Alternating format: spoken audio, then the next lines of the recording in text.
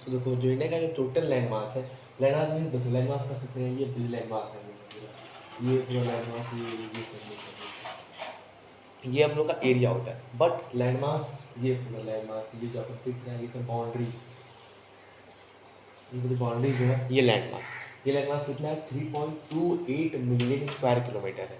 ठीक है, और जो इंडिया का टोटल जियोग्राफिकल एरिया है, ठीक है, वो कितना है 2.4% है। मीन्स पूरा वर्ल्ड जो है 100% है, सो इंडिया जो है पूरे वर्ल्ड का 2.4% जियोग्राफिकल एरिया ऑक्यूपाई करता है। ठीक है, अब बात करते हैं लोग इंडिया की लैंड बाउंड्रीज के बारे में। सो देखो इंडिया के पास ना दो खुद के आइलैंड्स हैं, जिसका नाम है, यहाँ पर, यहाँ पर कुछ आइलैंड्स हैं, जिसका नाम है लक्षद्वीप, और यहाँ पर कुछ आइलैंड्स हैं ऐसे ऐसे करके, यहाँ पर है कुछ, ये हम लोग का है लक्षद्वीप, और ये हम लोग का है Andaman and Nicobar. So Andaman and Nicobar जो है वो मोर देन 500 आइलैंड से मिलकर बना हुआ, तो क्या है बहुत से 500 ज़्यादा छोटे छोटे आइलैंड्स यहाँ पर हैं। ठीक है, और लक्षद्वीप जो है हमारा वो एक आइलैंड है ये। सो अब देखो इंडिया के पास ये खुद के दो आइलैंड्स हैं, और वहीं पर कि यहाँ पर भी एक आइलैंड है, और मेनली ये आइलैंड नहीं, ये कंट्री, इसका नाम मालदीव्स है।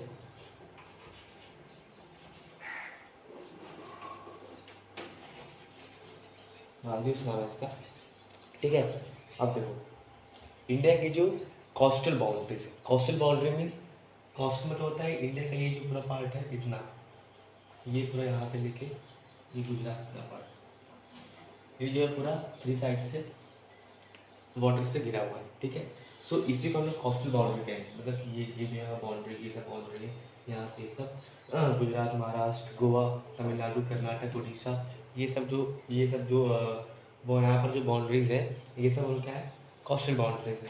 तो इंडिया की कोस्टल बाउंड्रीज जो है वो यहाँ से लेके ये उड़ीसा से लेके यहाँ गुजरात तक जो है वो है 6100 किलोमीटर। ठीक है, 6100, ये बहुत इंपॉर्टेंट क्वेश्चन है, एग्जाम में पूछता है ज़्यादातर कि इंडिया की लैंड बाउंड्रीज क्या हो सकती है। तो इंडिया की जो कोस्टल बाउंड्रीज, तो इंडिया की जो कोस्टल बाउंड्री है वो 6100 किलोमीटर है। ठीक है, और एक इसमें एक और है कि इंडिया की जो कोस्टल बाउंड्रीज है including Lakshadweep and Andaman and Nicobar, ये भी एग्जाम पूछता है। सो देखो जो इंक्लूडिंग है मीन्स कितनी है वो 7516.6 किलोमीटर। नहीं देखो ये जो कोस्टल बाउंड्री है ये केवल इंडिया की है, उड़ीसा से लेकर गुजरात, ये केवल उड़ीसा की है। बट ये जो मैं आपको नया मॉडल दिखा रहा हूँ 7516.6 किलोमीटर, ये इंडिया के साथ साथ लक्षद्वीप और अंडमान निकोबार की भी कोस्टल बाउंड्रीज इंक्लूड है इसमें। ठीक है, अब ये सब समझ में आ गया। उसके बाद इंडिया की अब लैंड बाउंड्री कितनी है, मीन्स लैंड बाउंड्री का राजस्थान से मिलते हुए पूरा यहाँ हिमाचल प्रदेश, हरियाणा, जम्मू कश्मीर, लद्दाख, ये सब उत्तर प्रदेश लेते हुए पूरा यहाँ से लेके फिर दोबारा घूम के यहाँ पर यहीं प्राप्त हुए, मीन्स ये इंडिया की ये लैंड बाउंड्री होगी।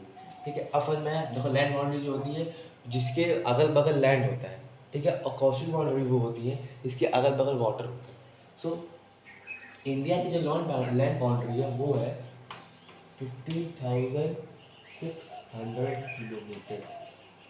ठीक है, इंडिया की जो लैंड बाउंड्री है वो 15,600 किलोमीटर है। ये समझ में आया।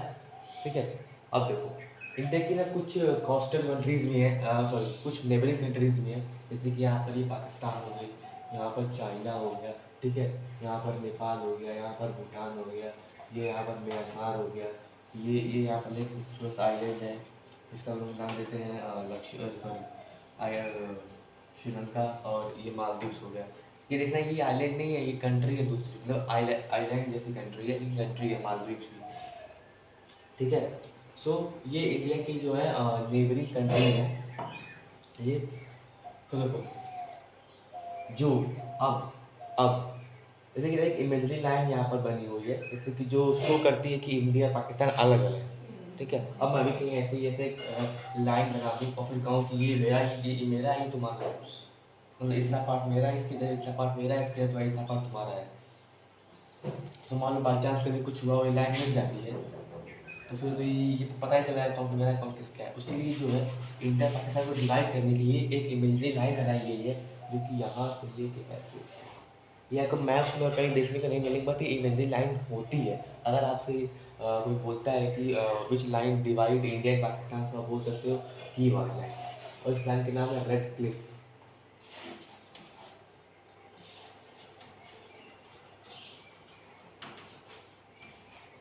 REDCLIFF, red Cliff. ये लाइन जो है इंडिया और पाकिस्तान को शो करते हैं कि इंडिया पाकिस्तान अलग अलग है, डिवाइड है।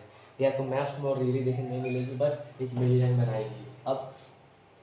अब एक लाइन यहाँ पर है चाइना में, तो मैं करता हूँ, ठीक है।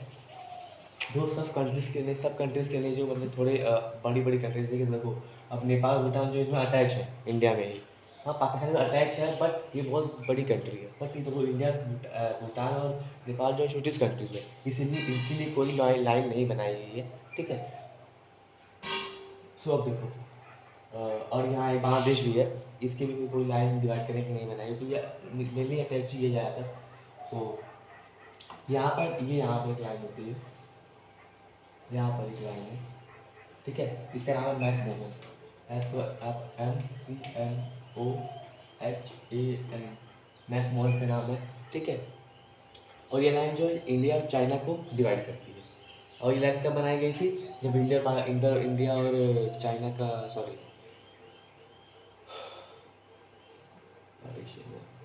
ठीक है। सो अब यहाँ पर ये देखो, ये श्रीलंका है, ठीक है।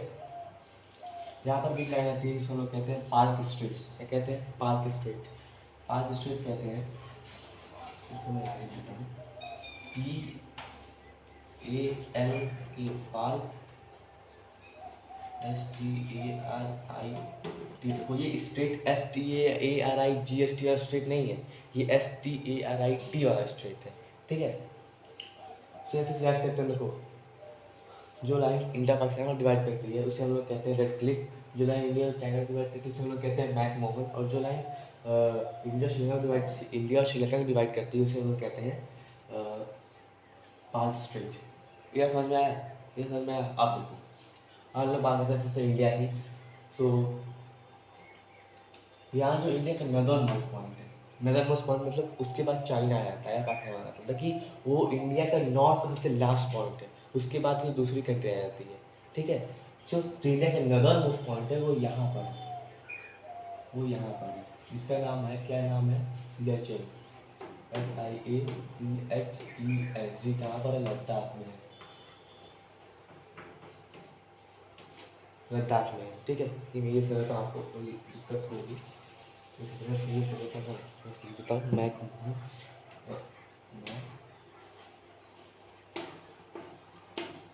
ठीक है। यहाँ पर जो नदर्न मोस्ट पॉइंट इंडिया का नाम सियाचिन, जो कि लद्दाख में है, ठीक है। उसके बाद हम लोग सदर्न मोस्ट पॉइंट की बात करते हैं। तो सदर्न मोस्ट पॉइंट में देखो यहाँ पर बहुत फेमस पॉइंट है कन्याकुमारी। आप बहुत ज़्यादा लोग जानते हैं इस पॉइंट को। सो कन्याकुमारी यहाँ पर है, कन्याकुमारी जो कहाँ पर है? तमिलनाडु में, ठीक है, कन्याकुमारी। सो ये सदर्न मोस्ट पॉइंट है, ठीक है। अब बात करें हम लोग वेस्टर्न मोस्ट पॉइंट की। तो वेस्टर्न मोस्ट पॉइंट जो हम लोग गुजरात में, इसका नाम है गंगोत्री, GUHARMOTI। जो कहाँ पर है? गुजरात में, ठीक है।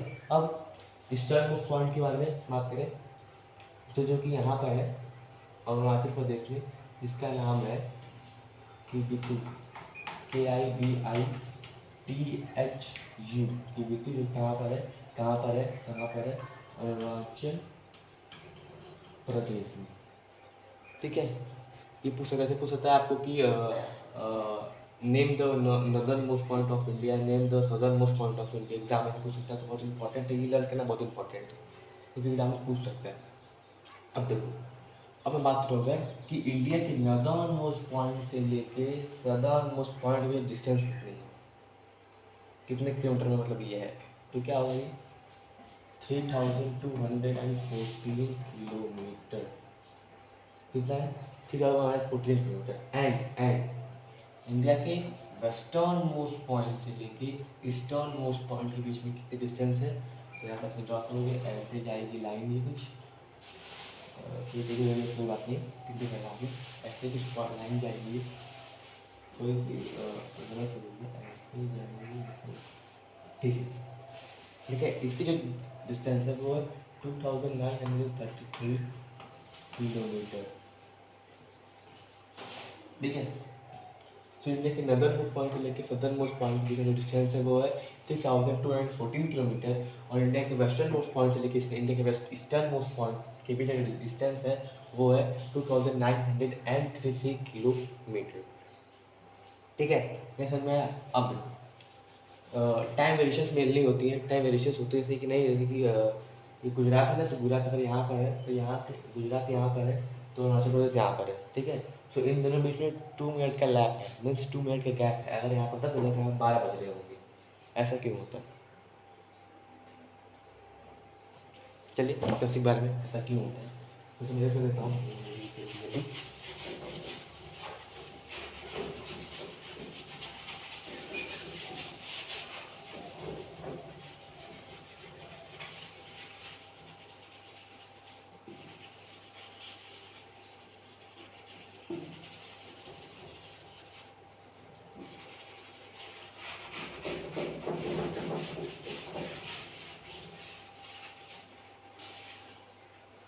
ठीक है, अब देखो दो वर्ड्स यहाँ पर यूज हुए हैं इस चैप्टर में, लैटिट्यूड, लैटिट्यूड और लॉन्गिट्यूड। ठीक है, दो वर्ड्स तो यूज है, लैटिट्यूड और लॉन्गिट्यूड।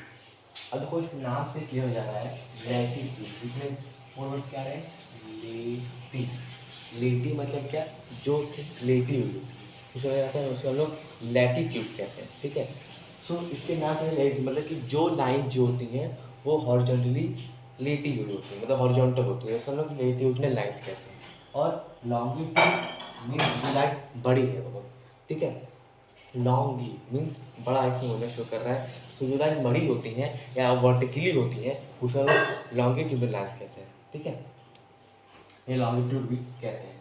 तो देखो वर्टिकल लाइन जो होती है ना वो ऐसी, और सॉरी लॉन्गिट्यूडनल लाइन जो होती है वो ऐसी होती है, और लॉन्गिट्यूडनल लाइन ऐसी होती है। क्या समझे? इतना याद रखना आपको, जो रेगुलर लाइन्स होती हैं वो हॉरिजॉन्टली होती हैं और जो लॉन्गिट्यूडनल लाइन्स होती हैं वो वर्टिकली होती हैं। ठीक है, अब देखो ऐसे ही ना पूरे वर्ल्ड में सपोज करते हैं वर्ल्ड है। ठीक है, यहाँ पर अगर इक्वेटर है, यहाँ पर टाइप ऑफ कैंसर है, यहाँ पर आर्कटिक सर्कल है, यहाँ पर टाइप ऑफ कैप्रिकन है, और यहाँ पर एंटार्क्टिक सर्कल है। सो वैसे ही बीच में देखो यहाँ पर होता है पोल 0 डिग्री होता है, इक्वेटर में 0 डिग्री होता है। ठीक है, सो वैसे देखो यहाँ पर ऐसे आपने ग्लोब में देखा होगा, ग्लोब देखी होगी अगर आप, तो उसमें ग्लोब में रहता है ऐसे ऐसे बहुत सारी लाइन्स रहती हैं। तो ये क्या है? ये लॉन्गिट्यूडनल लाइन्स।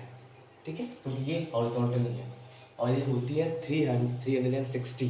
कुछ बुक में 361 भी रहता है, क्योंकि देखो ये जो बीच में जो पोल इक्वेटर है, बीच वाला लॉन्गिट्यूडनल इक्वेटर जो है, इसकी इस साइड 180 होती है, इस साइड 180 होती है, कितनी हुई? 360। बट कुछ बुक में ये जो बीच में ये जो लाइन है इक्वेटर, ये भी तो एक लॉन्गिट्यूडनल लाइन ही है। सो कुछ कुछ बुक में इसको इंक्लूड करके बोला जाता है कि 61 लाइन होती है, बट मेनली जान लो आप कि लॉन्गिट्यूडनल लाइन जो होती है वो 360 होती है, 180 इधर 180 इधर।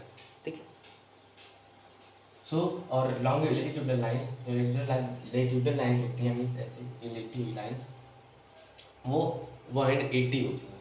ठीक है, ऐसे ऐसे 180 होती है।